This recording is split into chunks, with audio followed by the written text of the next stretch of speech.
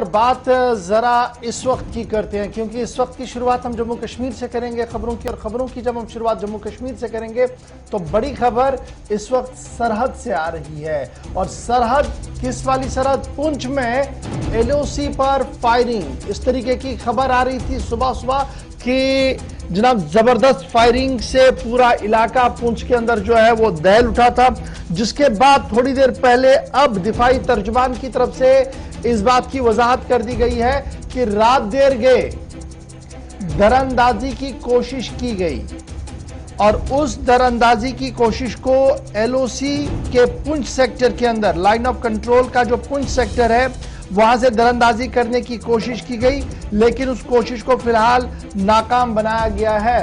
खुदकार हथियारों का इस्तेमाल दरअंदाजों की तरफ से किया गया, जिसका माकूल मुनासिब जवाब भी दिया गया है।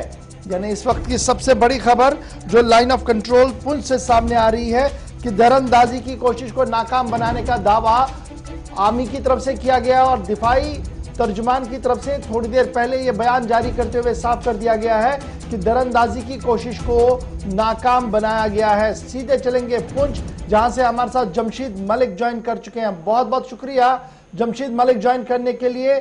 क्या कुछ सूरत हाल है और कितने बजे गोलियों की आवाज से पूरा इलाका दहल उठा और इस वक्त की क्या कुछ सूरत हाल?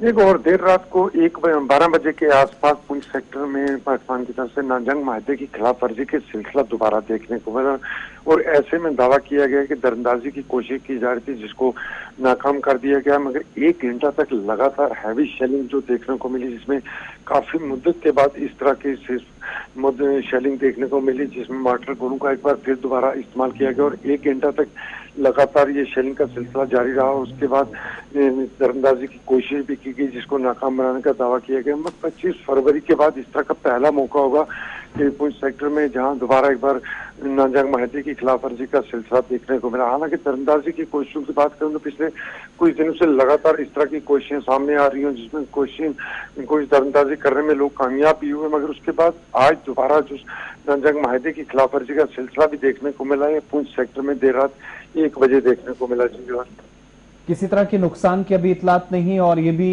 क्लैरिफिकेशन कर दी गई है डिफेंस तर्जुमान की तरफ से कि सीज फायर वायलेशन नहीं था। लेकिन हमने गुज़श्ता रोज भी देखा कि एलओसी पर हलचल काफी ज्यादा रही और एक 14 साल लड़के को भी गिरफ्तार किया गया फौज की जानिब से। क्या कुछ मजीद तफसीलात हैं इस हवाले से जमशीद?